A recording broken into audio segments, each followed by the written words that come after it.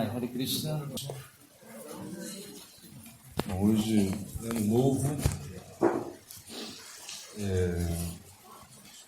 um dia para estabelecer metas. Geralmente é um dia onde nós estabelecemos metas que não vamos cumprir. Geralmente é assim. Você pensar, o ano que vem eu vou fazer regime, vou ser mais bondoso, vou estudar mais, não vou me irritar tanto. Enfim, é um ano novo, ou seja, algo que você, toda pessoa, de uma maneira ou de outra, quer uma vida nova. Então, não é diferente. Ninguém pode falar que é indiferente ao ano novo, porque é uma festa, é uma comemoração, ainda que podemos pensar, vamos para a fazenda Hare Krishna, lá no meio do mato, para fugir um pouco dessa loucura, mas internamente a gente busca uma certa mudança, uma certa revolução, e isso significa estabelecer metas. Então, a cultura védica, ela estabelece 4 metas, basicamente, né? Artha, Kama, Moksha e Dharma. Artha significa acumular, ter coisas. Isso é Artha. Então, de certa maneira, para sobreviver no mundo material, nós temos que ter coisas, temos que acumular, temos que, de certa maneira, nos proteger. Isso é Artha.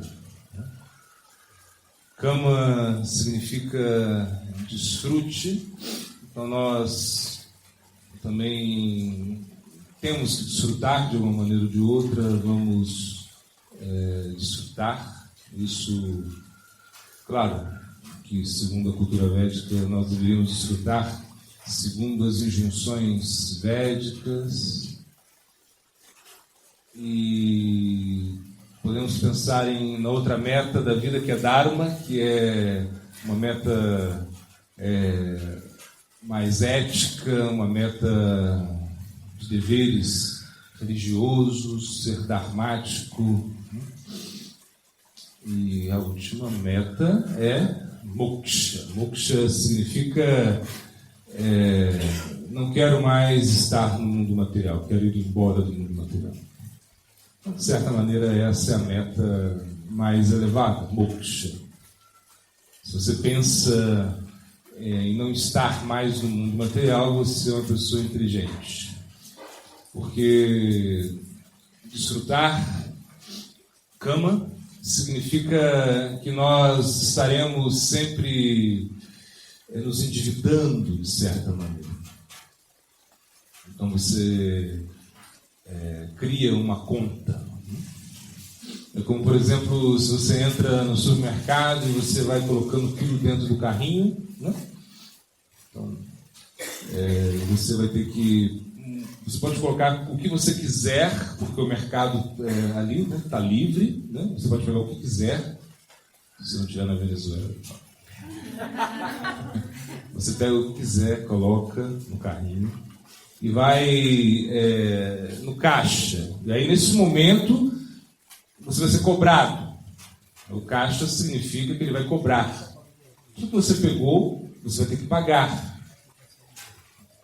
Aí, se você pensar, eu não quero pagar agora, então eu vou usar o cartão de crédito, né? Mas você vai ter que pagar no futuro. Ou você paga imediatamente, ou você paga no futuro. Então, isso é Kama. Kama significa que você vai desfrutar, que você vai passar bem, mas você vai ter que pagar isso também. O Dharma é mais elevado que Kama. Claro, porque o Dharma você tem que fazer as coisas corretas, você tem que realmente seguir a ética, seguir os códigos, né? Claro que nós vemos, por exemplo, o Mahabharata. O Mahabharata é uma escritura hindu, né? Uma epopeia, e ali as pessoas vivem e morrem pelo Dharma. Então, eles são capazes de fazer tudo para cumprir o Dharma. Então, por exemplo, Arjuna, ele tinha que lutar pelo Dharma, ele tinha que matar os seus parentes. Quando Krishna coloca que Krishna, ele leva Arjuna, né, para... Ele é como o Uber de Arjuna, né? Então Krishna, ele, na sua carruagem, ele leva Arjuna diante, né, de Bhishma, de Dronacharya. Então ele coloca Arjuna ali. Para quê? Porque ali representava os apegos de Arjuna. Era o avô dele quem o havia praticamente criado, educado a ele. E ali também estava Dronacharya, que era o seu Astra Guru, ou seja, o seu guru de artes marciais, assim, o seu guru que o ensinou a lançar os seus astras, né, que eram como mini bombas atômicas daquela época, enfim. Ele teria que matar, teria que lutar contra essas grandes personalidades que ele amava. Mas era o seu dever, e Bhishma, Dronacharya teriam que lutar do lado dos gurus, e esse era o seu dever. Ainda que a causa não era muito justa, porque eles estavam, né, roubando, assim, praticamente usurpando um reino, não importava, porque o Dharma ele é superior a isso, ou seja, você tem que lutar. Então o Dharma de um Kshatriya, um guerreiro, é terrível, tem que lutar até com seus parentes, com seu avô. Isso é Dharma, algo assim que realmente excede a razão. Isso é Dharma. Quando nós pensamos em moksha, nós pensamos, queremos sair daqui. É como a gente falava mais ou menos ontem, né? Ou seja, a maioria das pessoas, elas estão em liberdade. Se a gente analisa o mundo material, a maioria das pessoas, elas podem ir e vir, elas têm o direito de ir e vir, porque elas estão em liberdade. Entretanto, algumas pessoas estão na prisão. E o mundo material, ele é considerado uma prisão. Ou seja, aqui é um local onde você está preso. Está preso e a carcereira da prisão se chama Maya Devi. Para quem não conhece, apresento agora. Maya Devi é a nossa carcereira. Ela está cuidando de nós. Está cuidando para que nós não escapemos da prisão. Essa é a ideia.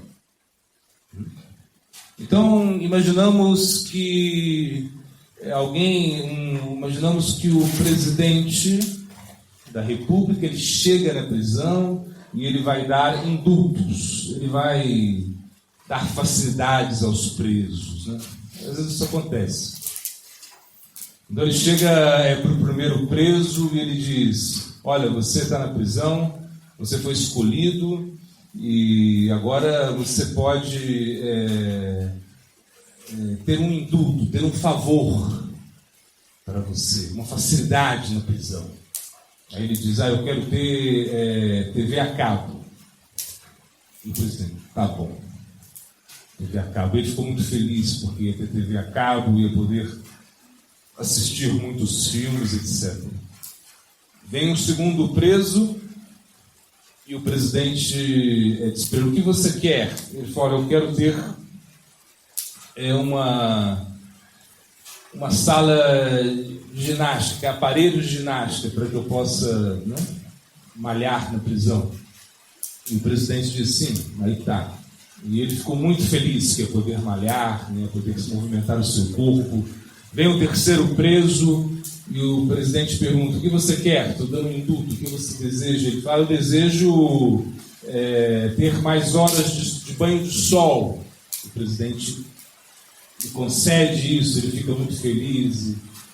Aí chega o outro último preso, o último indulto, e o presidente pergunta, o que você quer? Ele falou, eu quero sair da prisão. Quem foi o mais inteligente? O último, né? Porque ele quer sair da prisão. Então, quando nós pensamos nessas metas da vida, artha, kama, né? Dharma, nós pensamos em estar na prisão, em estar no Maya Sansara ainda, ou seja, não sair dele, melhorar sim nossas condições nele, no Maya Sansara, mas não sair dele. Quando nós pensamos em moksha, então nós pensamos em sair da prisão. Então, esse é o ponto. Quando somos mais inteligentes, nós vamos querer sair da prisão. Mas existe ainda uma quinta meta da vida, né? Um Purushartha. Purushartha significa uma meta. Essa quinta meta é o Prema Dharma. O Prema Dharma é o amor por Deus, que você pode também buscar essa meta. Se você realmente é muito mais inteligente, você vai desenvolver uma relação com Deus. Isso é Bhakti Yoga. Quando nós tentamos desenvolver uma relação com Deus. Porque Deus, ele é uma pessoa. E ele gostaria de estabelecer uma relação com você. Você é como um servo perdido.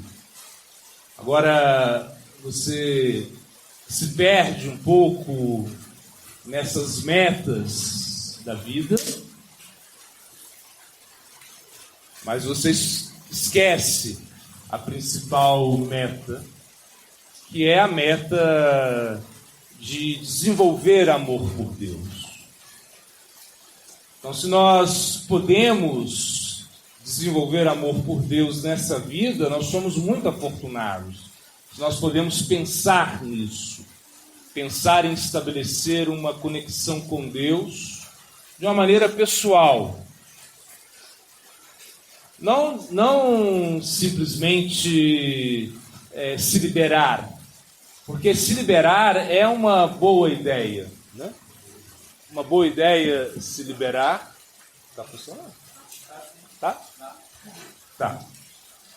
Então, se liberar é uma boa ideia, mas não é a melhor ideia. A melhor ideia é você desenvolver o amor por Deus. Deus, Krishna, ele é chamado Rasavasaha, ou seja, a fonte de todas as velocidades transcendentais. E por isso, se nós queremos desenvolver uma relação com Deus, essa é a melhor meta. Então, hoje, como eu falei, é um dia de estabelecer metas. E qual é a nossa meta? Qual é o nosso objetivo? O que nós vamos querer nesse ano novo? O que nós estamos buscando? Então, a cultura védica, ela nos dá opções muito mais inteligentes, que você deve pensar grande. Então, se diz que se você vai julgar uma pessoa, você não pode julgar essa pessoa pela sua vestimenta, porque isso muitas vezes não funciona. Você pode ver uma pessoa vestida e mal, assim, vestida de uma maneira muito simples, mas pode ser que ela seja muito rica.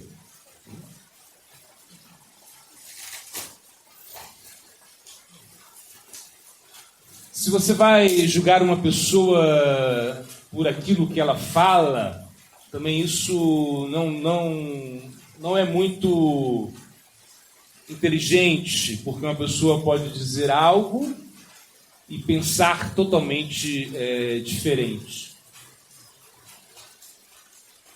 Então se diz que nós devemos julgar uma pessoa pelo seu ideal, ou seja, por aquilo que ela idealiza.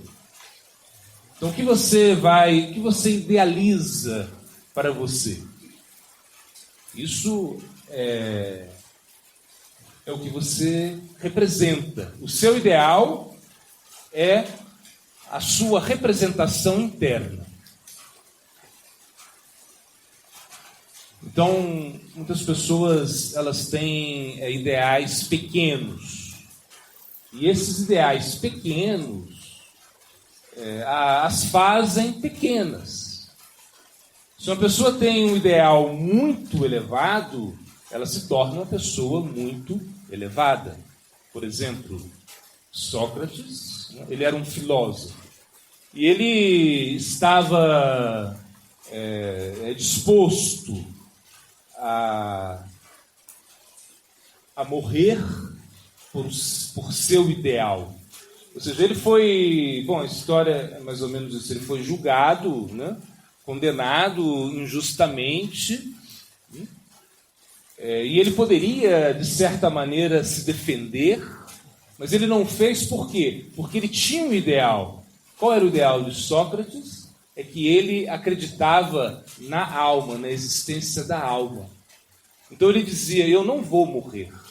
E para provar isso, ele foi de uma maneira muito intrépida, né? Tomar cicuta, parece.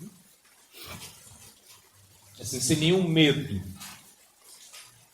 Então o ideal é algo que realmente nos surpreende. Se uma pessoa tem um ideal, ela pode se superar. Mas se uma pessoa não tem um ideal, ela é arrastada pelos outros ideais pequenos, né? Então, o mundo, a existência material, o mundo material, ele está nos entregando ideais pequenos, para que, de certa maneira, nós nos desviemos do ideal supremo. Então, qual é a nossa meta? Qual é o nosso ideal? Ou seja, o que você quer da vida mesmo? Então, vida humana significa pensar na existência. Que você existe, que você realmente é uma alma espiritual, que você está disposto a morrer pelo seu ideal. Então, o ideal significa que você quer se transformar. Isso é um ideal, isso é uma meta que realmente pode mudar a sua existência. Por exemplo, no Purushartha, quinto Purushartha, que é o amor por Deus, essa meta é uma meta muito difícil de se alcançar. Entretanto, é uma meta que vale a pena lutar por ela. E, claro, você vai ter que pagar um preço muito elevado. Porque se a meta é muito elevada, você tem que pagar um preço elevado. Se a meta ela é pequena, se o ideal é pequeno, você também vai pagar um preço pequeno. Então se diz que a vida é curta para que nós sejamos pequenos. Pois se a vida é curta, nós temos que ser grandes. Essa é a ideia. E ser grande significa pensar além das concepções mundanas. Pensar além desses aspectos que nos condicionam. Isso é um ideal supremo, isso é um ideal que vale a pena. E claro que esse ideal, ele não se limita a uma vida só. Por exemplo, quando nós pensamos, Bharatavarsha. Bharatavarsha é a Índia, como era conhecida naquela época. Por quê? Porque havia um rei, Bharati Maharaj era um rei muito poderoso. E ele tinha um ideal muito poderoso. Ele foi capaz de abandonar a sua família, a sua bela esposa, as suas esposas, o seu reino, e foi para a floresta simplesmente para meditar em Deus. E por isso ele se tornou tão famoso e poderoso. E imagina as pessoas, quando ele foi para a floresta, ele teve que ir no momento onde ninguém percebeu, ou seja, percebia, foi escondido na calada da noite, algo assim. E quando ele chega na floresta, ele vai meditar. Então dizem que ele tinha alcançado Bhava. Bhava significa que você tem sentimentos por Deus. Isso é Bhava. Então agora nós estamos cantando, nós estamos glorificando a Deus, mas nós ainda não temos um sentimento real por Deus, por Krishna. Nós cantamos, nós oramos, nós glorificamos, mas ainda não despertou no nosso coração o Bhava, o sentimento. Porque quando desperta o Bhava, o coração derrete. E derrete de verdade. Ou seja, não é algo... não é uma metáfora. Ele derrete mesmo. Você não consegue controlar as suas emoções. Isso é Bhava. E Bharati Maharaj, ele estava em Bhava. Só que, em algum momento, ele se apega a um animal, a um veado. Esse animal, o que aconteceu foi que em algum momento, Bharati Maharaj ele viu um tigre perseguindo uma veada, uma serva. E em algum momento ela pula de um assim, num penhasco, assim, ela cai e ela morre, mas ela dá a cria, ela dá a luz aí a um servo, um viadinho pequenininho. E Bharati Maharaj ele pensa em cuidar desse animalzinho, porque ele estava na floresta e ele pensou... Krishna também está no coração dele, eu tenho que cuidar desse ser. Ele via, na realidade, Deus em todas as coisas. Porque essa é uma visão superior, quando você vê Deus em todas as coisas. Vidya Vinaya Sampande Brahmaniga Vihastini Shumitya Swapaketa Pandita Samadarshinaha. Samadarshinaha significa que você tem o mesmo darshana, você tem a mesma visão, você não faz distinção.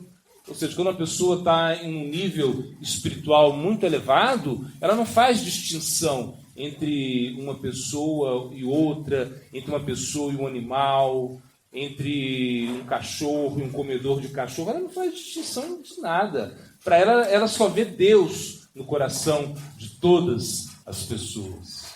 Sama Darshinaha. Então, Bharati Maharaj, ele viu Deus, ele viu Krishna no coração desse animalzinho, e ele começou a cuidar dele. e em algum momento ele desenvolveu muito apego por ele.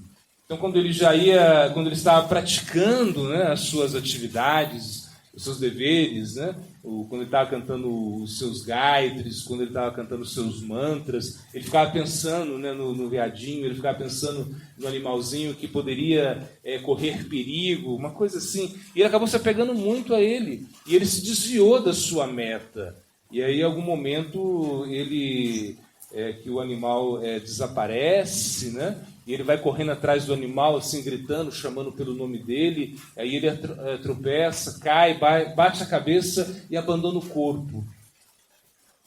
Então a sua meta já estava quase, que ele estava em Bhava. Depois de Bhava é o prema, é o amor por Deus mesmo. É quando se estabelece definitivamente no nosso coração o amor por Deus. Mas ele estava quase.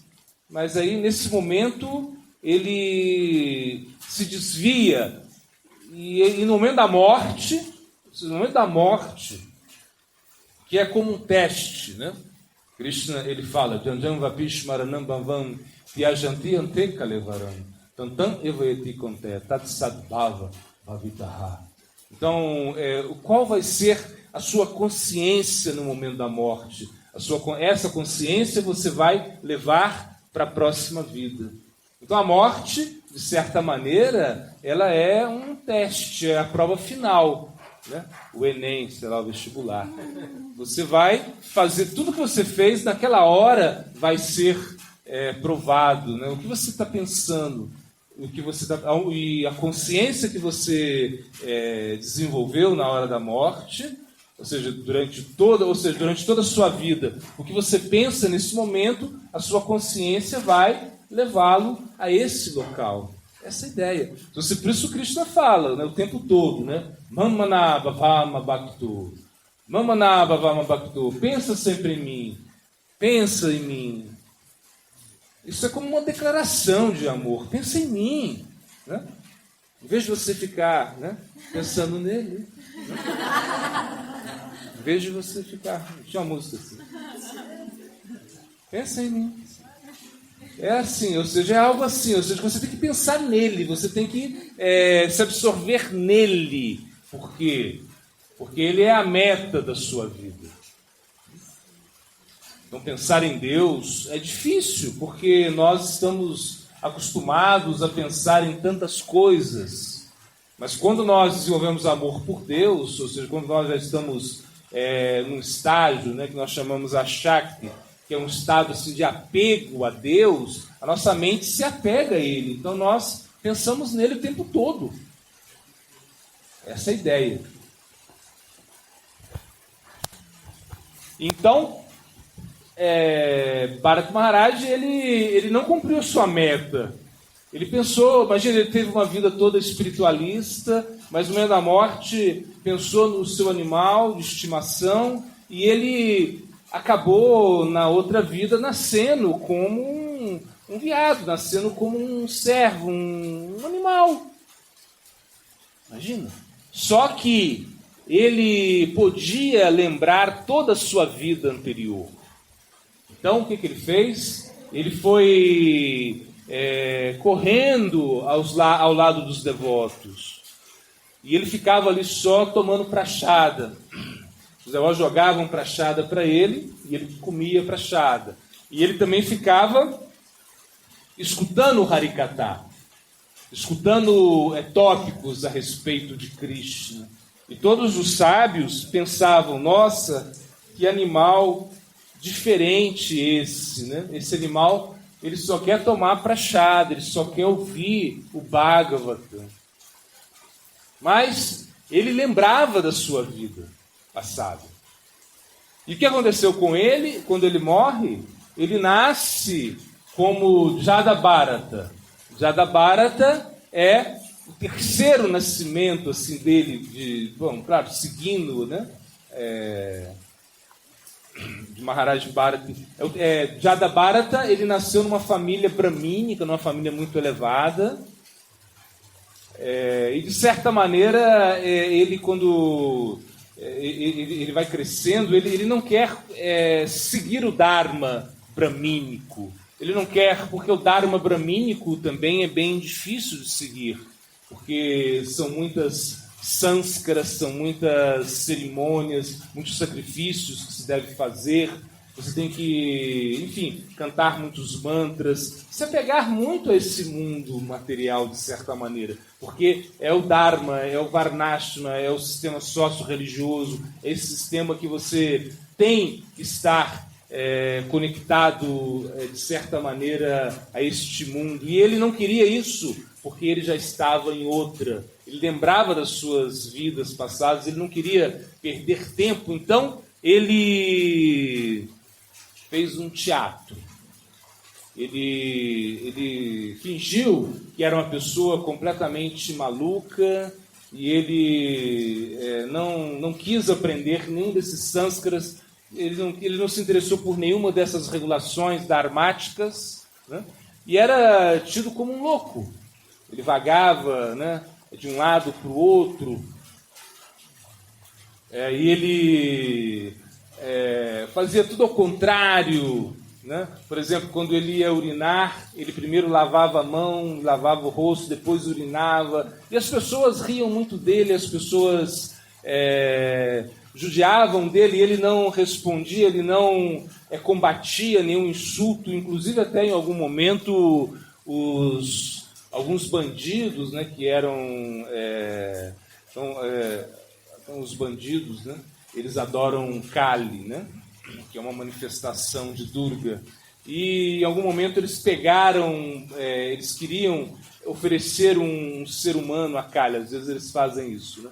Então pegaram Jadabharata, porque pensaram, aí está um tolo, né? E geralmente nessas oferendas se oferece uma pessoa que parece um animal, é algo assim. Então pegaram Jadabharata para o sacrifício, e ele não falou nada, ele não protestou. Se ele tivesse falado alguma coisa, eles iam largar ele, iam ver que ele era um devoto. Mas não, ele não falou nada, e ele se deixou levar.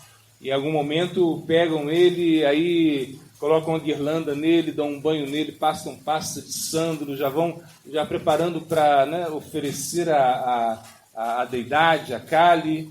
Mas quando isso acontece, Kali, quando vê que é um devoto de Krishna, ela se manifesta, ela sai da deidade, Kali, né, que tem o seu aspecto assim como terrível, assim, aterrorizante, né? Ela vai e ela mata todos os bandidos, ela corta a cabeça dos bandidos, ela começa a jogar futebol com a cabeça deles, uma coisa assim assustadora, né? Isso é uma coisa muito famosa isso, né? Hoje em dia, se você vai na Índia, essa deidade ainda existe. Aonde aconteceu isso, imagina? E aí Jadabharata, né, vai embora. Mas em algum momento Jadabharata ele está caminhando na estrada e um rei está sendo carregado pelo seu palanquim, né? Está o rei, né, carregado naquela época, né? 4 carregadores transportando o rei, e um dos carregadores se machuca. E aí eles olham Jadabharata, que o Jadabharata tinha um corpo muito grande, muito forte, pegam Jadabharata para carregar o rei. E Jadabharata vai, ele não fala nada, né? E aí quando ele está carregando o palanquim, ele vê formigas no chão, e ele não quer pisar nas formigas. Por quê? Porque ele vê Deus no coração da formiga também, algo assim. Então ele não quer cometer violência contra as formigas, ele começa a se desviar das formigas. O rei castiga Jadabharata. E ele diz, parece que você tem um corpo tão forte, mas você parece cansado, está doendo muito o seu ombro, que você tem que mexer tanto assim, tem que sacudir tanto o palanquim assim, que isso? Jadabharata fala, não, o meu ombro não me dói tanto quanto a tua ignorância. Aí como pá. E aí o rei quis. E aí Jadabharata começa a pregar para o rei, né? Você não é um rei, você acha que é um rei, mas você não é um rei. Você está atuando no papel de um rei. E ele começa a pregar de maneira muito filosófica. E o rei vê que realmente havia cometido uma ofensa. Ele sai, desce do palanquim, pede desculpas, presta reverências. O rei fala, olha, eu tenho mais medo de cometer uma ofensa contra um Vaishnava do que do próprio tridente do Sr. Shiva. Ou seja, o que ele quis dizer, o tridente do Sr. Shiva, né, eu encaro com facilidade, mas cometer ofensa contra o Vaishnava, para mim, isso é um absurdo, eu morro de medo disso, uma coisa assim. E Jadabharata acaba sendo o guru, né, desse rei, enfim. Mas o que eu quero dizer é que a nossa meta pode demorar outras vidas também. Então, isso é um ideal. Então, o ano novo, nós pensamos, né? Não, no ano que vem nós vamos mudar a vida, ou seja, esse ano vai ser diferente, eu vou fazer coisas diferentes, eu vou me determinar mais, eu vou estudar mais, eu vou ser mais disciplinado. Entretanto, essas metas que nós estabelecemos para o ano que vem são metas pequenas. Se nós temos metas mais elevadas, né, que são metas que estão além dessas 4 metas que eu disse, né, Artha, Kama, Moksha, Dharma, ou seja, a meta de obter coisas, a meta de se satisfazer pessoalmente, satisfazer os seus sentidos, a meta de cumprir os seus deveres, de ser uma pessoa dharmática, de ser uma pessoa que segue certas regras, regulações, ter uma certa etiqueta. E inclusive a meta da liberação, essas metas são pequenas, comparadas ao nosso Purushartha, a nossa meta superior, que é a meta de desenvolver amor por Deus. Então, esse ano, nós desejamos desenvolver amor puro por Deus. Imagina que meta linda, né?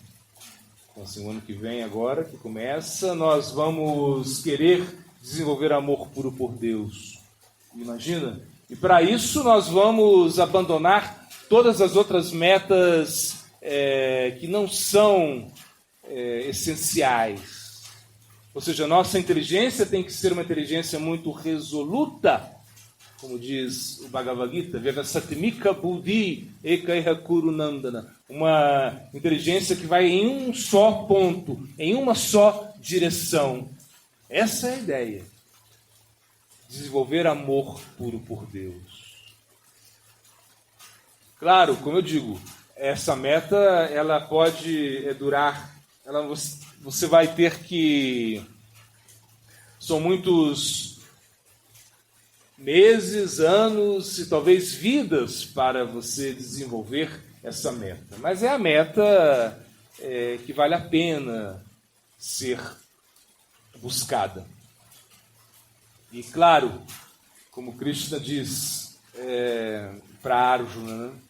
Ele fala, em algum momento Arjuna fala, e o que acontece se eu agora não consigo fazer tudo aquilo que você está me dizendo, né? Que Krishna está instruindo ele, e eu também não consigo cumprir as minhas metas materiais, e não consigo também ser um yogi, não consigo cumprir essas metas espirituais que você está me aconselhando, eu acho que eu vou ficar com uma nuvem destroçada, porque nem atuei materialmente, nem fui exitoso materialmente, nem exitoso espiritualmente. E Krishna fala, não tem problema, você não perde nada, você começa de onde você parou. Então isso é interessante. Essa meta espiritual é uma meta que você não vai perder nada, ainda que você não consiga cumprir essa meta. Você vai continuar de onde você parou. Quando você morre, ou seja, quando você abandona o corpo, qual era a sua meta? Se a sua meta era a de desenvolver amor por Deus, Krishna vai colocar você numa posição onde você continua com a sua meta. Então, por isso, é uma meta muito mais poderosa, muito mais elevada, essa meta de se aproximar de Deus de uma maneira amorosa, buscando ter uma relação com Ele. Essa é a meta que nós queremos para o nosso ano novo. Bom, isso deveria ser a coisa mais inteligente a se desejar.